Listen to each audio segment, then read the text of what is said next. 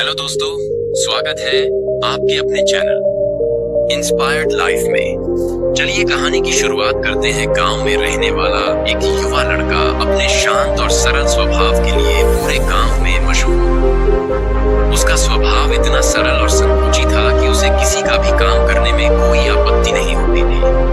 वह किसी के एक कहने पर उसकी मदद करने के लिए हमेशा तैयार रहता था। वह स्वभाव से इतना दयालु था कि उसे किसी के दुख दर्द से कोई फर्क नहीं पड़ता था। वह किसी की भी जिस तरह से मदद कर सकता था, करने के लिए हमेशा तैयार रहता था। फिर चाहे किसी को सही सलाह देनी हो, किसी के काम में मदद करनी हो, या फिर पैसों से दूसरे व्यक्ति की मदद करनी हो, वह हमेशा मदद के लिए तैयार रहता था। कई बार वह अपना बहुत जरूरी काम छोड़कर दूसरों की मदद करने चला जाता था, लेकिन धीरे धीरे उसे एहसास होने लगा कि लोग उसके सरल स्वभाव का फायदा उठा रहे हैं। लोग उसके काम करवाने में उसकी मदद करते हैं, लेकिन समाज में उसे उतना सम्मान और प्राथमिकता नहीं मिल रही है जितनी मिलनी चाहिए। उसके दोस्त, रिश्तेदार और मिलने वाले उसे हर छोटे बड़े काम में मदद के लिए बुलाते हैं, लेकिन उसे उसकी रोजमर्रा की जिंदगी में वो प्राथमिकता, सम्मान और आदर नहीं देते जिसका वह हकदार है। पिछले कुछ समय से यह बात उसे बहुत परेशान करने लगी थी। हालांकि वह पहले जितना लोगों की मदद करता था, पर कहीं ना कहीं वह अंदर से बहुत दुखी रहने लगा था। एक दिन वह अपने घर में बैठा कुछ सोच रहा था, तभी उसे बाहर से किसी के आने की आहट सुनाई दी। उसने दरवाजे की ओर देखा तो उसकी ही उम्र का एक युवा बौद्ध भिक्षु भिक्षा के लिए खड़ा था। उसने भिक्षु के चेहरे पर असीम शांति और अद्भुत तेज देखी। बालक ने घर के अंदर से भिक्षा लाकर भिक्षुओं के भिक्षा पात्र में डाल दी और उनके जाने की प्रतीक्षा करने लगा। लेकिन युवा भिक्षु पूरी शांति और एकाग्रता से बालक के चेहरे को देख रहा था। अचानक उसने बालक से पूछा, तुम बहुत चिंतित लग रहे हो। पहले तो बालक ने भिक्षु के प्रश्नों को टालने का प्रयास किया, लेकिन फिर उसने बार बार पूछने पर और उसके शांत चित्त से प्रभावित होकर बालक ने बौद्ध भिक्षु को अपनी व्यथा सुनानी शुरू की। उसने कहा, मैं सबकी सहायता के लिए तत्पर रहता हूँ, सबके लिए उपस्थित रहता हूँ, लेकिन लोग मेरी उपस्थिति को महत्व नहीं देते। समाज में न तो मुझे और न ही मेरी जरूरतों को प्राथमिकता दी जाती है।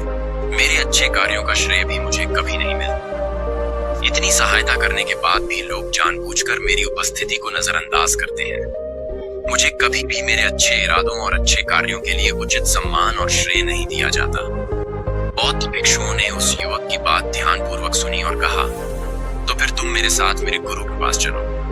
आज आश्रम में हमारे गुरु इसी विषय पर प्रवचन देने वाले हैं कि उचित आदर और सम्मान कैसे प्राप्त किया जाए। समाज में बिना पूछे ही लड़का साधु के साथ उसके आश्रम चलने को तैयार हो जाता है। जब तक वे दोनों आश्रम पहुंचते हैं, तब तक गुरु के प्रवचन का समय हो जाता है। इसलिए लड़का छात्रों के पीछे जाकर बैठ जाता है। थोड़ी देर बाद गुरु भी अपना स्थान ग्रहण कर लेते हैं। गुरु योग, ध्यान और दर्शन के साथ साथ मानव स्वभाव और मनोविज्ञान के भी विशेषज्ञ थे। कुछ क्षण मौन रहने के बाद गुरु ने अपना प्रवचन शुरू किया। उन्होंने कहना शुरू किया, क्या आप लोगों ने कभी खुद को ऐसी स्थिति में पाया है जहां आपको ऐसा महसूस हो कि आप दूसरों के लिए प्राथमिकता नहीं है? क्या आपके सामने ऐसा समय आया है जब आपने कोई बहुत अच्छा काम किया हो, या आपके पास कोई बहुत अच्छी योजना थी जिसके अनुसार पूरा काम किया गया हो, या आपने वाकई किसी के लिए बहुत महत्वपूर्ण काम किया हो लेकिन आपको उसका श्रेय नहीं दिया गया हो? मैं जानता हूं कि ऐसे दुर्भाग्य के परिणामों का सामना करना बहुत कठिन होता है, वह भी तब जब हम सही दिशा में काम कर रहे हो, ऐसा काम कर रहे हो जो सबके लिए अच्छा हो और दूसरों की मदद के लिए खुद को उपलब्ध करा रहे हो। यहाँ तक कि जब आप उन लोगों को खुश करने की कोशिश करते हैं जो आपको महत्व नहीं देते हैं, तो ऐसे प्रयासों के बाद भी आपको अधिक लाभ मिलता है। यकीनन ऐसे पल इंसान को अंदर से झकझोर देते हैं, और ये स्थिति तब और खराब हो जाती है जब ऐसा करने वाला कोई हमारा करीबी हो, जैसे परिवार का सदस्य, दोस्त या जीवन साथी। हालांकि हम किसी से भी सम्मान और आदर की उम्मीद नहीं करते हैं, क्योंकि ये हमारे नियंत्रण से बाहर है, और ऐसी उम्मीद रखना ज्यादातर समय दुख और निराशा की ओर ले जाता है, क्योंकि ऐसी उम्मीदें कभी पूरी नहीं होती हैं। लेकिन क्या होगा अगर मैं ये कहूँ कि कुछ ऐसे तरीके हैं जिनका इस्तेमाल करके आप किसी के जीवन की प्राथमिकता बन सकते हैं और समाज में वो सम्मान और पहचान हासिल कर सकते हैं जिसके आप हकदार हैं। आज के प्रवचन में मैं आपको 9 ऐसे सफल तरीके बताऊंगा जिनका इस्तेमाल करके आप सुनिश्चित कर सकते हैं कि आप जिनसे प्यार करते हैं उनके जीवन में प्राथमिकता बने रहें। जिनकी आप परवाह करते हैं या जिनके जीवन में आप प्राथमिकता बने रहना चाहते हैं, तो मेरी ये 9 बातें ध्यान से सुने। पीछे बैठा छोटा लड़का पूरे ध्यान से गुरु की बातें सुन रहा था। अपने आप को खोने का डर पैदा करके आप दूसरे व्यक्ति को अपने जीवन में आपको उचित प्राथमिकता देने के लिए मजबूर कर सकते हैं। लोग अक्सर नई चीजें पाने के लिए उतने उत्साहित नहीं होते जितना उनके पास जो है उसे खोने का डर होता है। इसीलिए अगर आप चाहते हैं कि सामने वाला आपको अपनी प्राथमिकता सूची में सबसे ऊपर रखे, तो उसके मन में आपको खोने का डर पैदा करें और ऐसा करने के लिए खुद को उससे भावनात्मक रूप से दूर रहना शुरू कर दें। अपनी भावनाओं और निजी चीजों को उनके साथ साझा करना बंद करें। अपना समय और ऊर्जा दूसरे लोगों के साथ भी साझा करना शुरू करें। इससे उन्हें लगेगा कि अब वो आपके लिए पहले जितने महत्वपूर्ण नहीं रहे। यह एक बहुत ही शक्तिशाली तकनीक है, लेकिन इसका इस्तेमाल बहुत सावधानी से करना चाहिए, क्योंकि अगर आप खुद को उससे बहुत ज्यादा दूर कर लेंगे तो हो सकता है कि वो आपको वापस पाने की कोशिश करना बंद कर दे। इसलिए आपको इस तकनीक का इस्तेमाल समझदारी और संतुलन के साथ करना चाहिए। दूसरा नियम, अपनी मौजूदगी को कम से कम करें। आपने अक्सर देखा होगा कि जो चीज कम मात्रा में होती है उसकी कीमत अपने आप बढ़ जाती है। इसीलिए अगर आप चाहते हैं कि लोग आपका सम्मान करें और आपकी उपस्थिति को महत्व दें, तो आपको अपनी उपस्थिति कम करनी पड़ेगी। क्योंकि आप जितनी ज्यादा उपस्थित रहेंगे, बल्कि अगर आपने सामने वाले के हर छोटे बड़े काम में मौजूद रहने की आदत बना ली है, तो अब वक्त है खुद को प्राथमिकता देने का और ये संदेश देने का कि आपके बाहर भी एक दुनिया है। आपका समय सिर्फ उनके लिए नहीं है, नहीं आप सिर्फ उनका इंतजार कर रहे हैं। सिर्फ आपकी ये एक आदत सामने वाले की नजरों में आपके समय और मौजूदगी की अहमियत कई गुना बढ़ा देगी। गुरु ने आगे कहा कि तीसरा नियम है अपने व्यक्तित्व को रहस्यमयी बनाना। लोग आमतौर पर अच्छी और रहस्यमयी चीजों की ओर आकर्षित होते हैं। एक रहस्यमय व्यक्तित्व स्वाभाविक रूप से लोगों को आकर्षित करता है और अक्सर लोगों को रिश्तों में अधिक जुड़ाव महसूस कराता है। अगर आप प्राथमिकता चाहते हैं तो थोड़ा रहस्यमय होना आपके लिए फायदेमंद हो सकता है। और अपने अतीत के बारे में सब कुछ मत बताओ। अपने जीवन को लोगों के सामने एक खुली किताब की तरह मत समझो। इसका मकसद बस दूसरे व्यक्ति को आपके बारे में और जानने के लिए उत्साहित रखना है। और आप देखेंगे कि समय के साथ वह आपको अपने जीवन में प्राथमिकता के तौर पर देखने लगेगा। चौथा नियम, लोगों को आप पर निवेश करने दें। यह एक नाजुक कदम है जिसे आपको समझदारी और सावधानी से इस्तेमाल करना चाहिए, क्योंकि हमारा उद्देश्य लोगों को हमसे दूर करना नहीं, बल्कि उन्हें उनका सही स्थान हासिल करना है। इस प्रश्न पर विचार करें, कौन आपको प्राथमिकता के रूप में देखने के लिए अधिक इच्छुक होगा? कोई ऐसा व्यक्ति जिसने आप पर बहुत अधिक निवेश किया है, या कोई ऐसा व्यक्ति जिसने आप पर बिल्कुल भी निवेश नहीं किया है? उत्तर स्पष्ट है। यदि आप चाहते हैं कि कोई आपको प्राथमिकता के तौर पर देखे, तो आपको उन्हें आप में निवेश करने की इजाजत देनी होगी। यह कई तरीकों से किया जा सकता है। उदाहरण के लिए, उन्हें अपना समय आप में निवेश करने दें, उनकी भावनाओं से जुड़ें और कभी-कभी उन्हें आपका इंतजार भी करने दें। आपके इस व्यवहार से सामने वाले को यह संदेश जाएगा कि आप खाली और बेकार नहीं हैं। और अगर उन्हें आपका समय और ध्यान चाहिए, तो उन्हें भी प्रयास करना होगा। इससे दूसरा व्यक्ति आपको गंभीरता से लेगा और आपको प्राथमिकता देना शुरू कर देगा। लेकिन याद रखो, इस तकनीक का उपयोग समझदारी से करना हो। इसका अधिक उपयोग न करें, अन्यथा परिणाम आपकी इच्छा के विपरीत हो सकता है। पांचवा नियम, खुद को और अपनी जरूरतों को प्राथमिकता दें। इसका मतलब स्वार्थी होना नहीं है। खुद को पहले रखने का मतलब है खुद को ऐसी जगह न होने देना जहां आप प्राथमिकता नहीं है। उदाहरण के लिए, यदि आप जानते हैं कि कोई आपका उतना सम्मान नहीं कर रहा है जितना उसे करना चाहिए, ऐसे व्यक्ति से इतनी निकटता क्यों बढ़ाएं? ऐसे लोगों के बीच रहने से जो आपको अपनी प्राथमिकता मानते हैं और आपको महत्व देते हैं, इस बात की अधिक संभावना है कि दूसरे भी आपको उचित सम्मान देना शुरू कर देंगे। आपकी नजरों में जो आत्मसम्मान बढ़ेगा वह अलग होगा। गुरु ने आगे कहा कि आप सभी के लिए यह समझना महत्वपूर्ण है कि आप अपने प्रति दूसरे व्यक्ति की भावनाओं को नियंत्रित नहीं कर सकते। छठा नियम, किसी को भी अपने जीवन का केंद्र मत बनाओ। किसी को भी अपने मन में इतना बड़ा मत बनाओ कि वह आपके जीवन का केंद्र बिंदु बन जाए। जब तक वह व्यक्ति आपकी ओर ध्यान नहीं देता, आपकी तारीफ नहीं करता, आपको खुशी नहीं मिलती।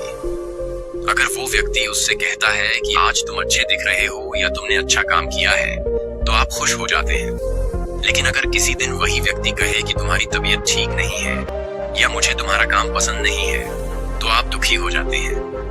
अगर आपने अपने जीवन का नियंत्रण किसी और को इस स्तर तक दे दिया है, आपने इसे इतना बड़ा बना दिया है, तो आपने खुद को दुखी करने का इंतजाम कर लिया है।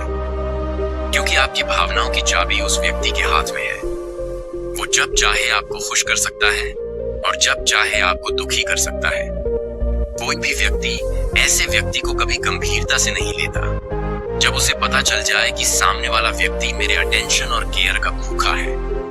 इसके विपरीत, जब लोगों को लगने लगता है कि आपको उनके अटेंशन की परवाह नहीं है, तो वे आपकी ओर ज्यादा आकर्षित होने लगते हैं और समय के साथ वे आपको ज्यादा महत्व देने लगते हैं।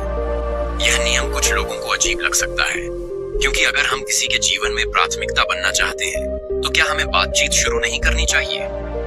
तो इसका जवाब है नहीं, क्योंकि जब आप हमेशा बातचीत की शुरुआत करने वाले बन जाते हैं, तो दूसरा व्यक्ति आपको हल्के में लेना शुरू कर देता है। उसे इस बात की आदत हो जाती है कि बातचीत की शुरुआत करने वाले आप ही हैं, इसीलिए वह अपनी तरफ से कुछ भी करने की कोशिश करना बंद कर देता है और आपको कम महत्वपूर्ण समझने लगता है। तो इसका उपाय क्या है? इसका उपाय है बातचीत की शुरुआत करना बंद कर दें और नतीजा देखें। अगर दूसरा व्यक्ति वाकई आपकी परवाह करता है, तो वह आपसे संपर्क करने का प्रयास जरूर करेगा। 8वां नियम, अपनी खुशी खुद बनाएं। अगर आप किसी की जिंदगी बनना चाहते हैं, तो सबसे जरूरी है कि आप अपनी खुशी खुद ही तलाशें, ना ही खुशी के लिए किसी पर निर्भर रहें। हालांकि अपनी खुशी के लिए किसी ऐसे व्यक्ति पर निर्भर रहना बहुत आसान है जो हमें अच्छा महसूस कराता है, लेकिन अपनी खुशी के लिए ऐसे व्यक्ति पर निर्भर रहना भविष्य में आपकी निराशा का कारण भी बन सकता है, क्योंकि वह व्यक्ति कभी ना कभी आपसे दूरी जरूर बना लेगा। इसके अलावा जब हम खुशी के लिए दूसरों पर निर्भर होने लगते हैं, तो हम असल में अपनी जिंदगी नहीं जी रहे होते, बल्कि सामने वाले लोगों की सोच और प्राथमिकताओं के हिसाब से अपनी जिंदगी जी रहे होते हैं। इससे बाद में पछतावा और दुख हो सकता है। इसलिए अगर आप चाहते हैं कि कोई आपको अपने जीवन में प्राथमिकता दे, तो आपको अपनी खुशी खुद ही तलाशनी पड़ेगी, और वो भी अपने भीतर से। क्योंकि ये खुशी न सिर्फ लंबे समय तक टिकती है, बल्कि आप दूसरों की नजरों में ज्यादा आकर्षक भी बनते हैं। क्योंकि जब आप भीतर से खुश होते हैं, तो आप ज्यादा संतुलित और आत्मविश्वासी नजर आते हैं, जो न सिर्फ लोगों को आपकी ओर आकर्षित करता है, बल्कि उनकी नजरों में आपकी एक सकारात्मक छवि भी बनाता है, जिससे वो आपकी ज्यादा कद्र करने लगते हैं। 9वां नियम, हमेशा दूर जाने के लिए तैयार रहें। जिसकी हम परवाह करते हैं, उससे दूर जाने का विचार डरावना लग सकता है, लेकिन ये एक महत्वपूर्ण कदम है। ये दिखाकर कि आप दूर जाने से नहीं डरते, आप ये संदेश दे रहे हैं कि आप अपनी कीमत से कम कुछ भी स्वीकार नहीं करेंगे। सही व्यक्ति स्वाभाविक रूप से आपको प्राथमिकता के तौर पर देखेगा और आपको अपने जीवन में बनाए रखने की कोशिश करेगा। हमेशा याद रखें कि आपकी जिम्मेदारी सिर्फ सही काम करना है। ऐसा हर बार नहीं होने वाला है। इन 9 नियमों का पालन करें और समय दें, लोग स्वाभाविक रूप से आपको उस तरह से देखना शुरू कर देंगे जिस तरह से आप हकदार हैं। अंत में मैं बस इतना ही कहना चाहूंगा कि हम सभी ने ऐसे क्षणों का अनुभव किया है जब हमें उपेक्षित महसूस कराया गया और उचित प्राथमिकता नहीं दी गई। हालांकि यह याद रखना भी महत्वपूर्ण है कि प्रत्येक व्यक्ति की जीवन यात्रा अलग होती है और दूसरे व्यक्ति की प्राथमिकताएं हमारी सही कीमत निर्धारित नहीं कर सकती हैं, क्योंकि हम सभी अलग हैं। इसीलिए किसी के द्वारा उपेक्षा के क्षणों में अपने आत्मसम्मान को ठेस पहुंचाने के बजाय हमें इन क्षणों का उपयोग अपने व्यक्तिगत विकास और जीवन में प्रगति के लिए करना चाहिए। सबसे महत्वपूर्ण बात यह है कि हम दूसरों पर निर्भर न रहें और अपनी खुशी और भलाई का ख्याल रखते हुए खुद को प्राथमिकता दें। और जब दूसरे देखेंगे कि आप उनकी पहली प्राथमिकता हैं, तो वे आपको वह मूल्य देना शुरू कर देंगे जिसके आप हकदार हैं। और याद रखें, जब दूसरे आपको अपनी प्राथमिकता सूची में नहीं रखते हैं, तब भी आप खुद को वह प्राथमिकता दे सकते हैं और देनी चाहिए। और अधिक खुश, संतुष्ट और सार्थक जीवन जिए।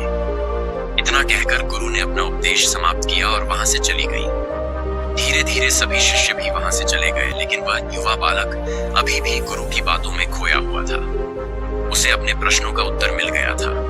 उसने मन ही मन युवा साधु और अपने गुरु को धन्यवाद दिया और वहां से चला गया।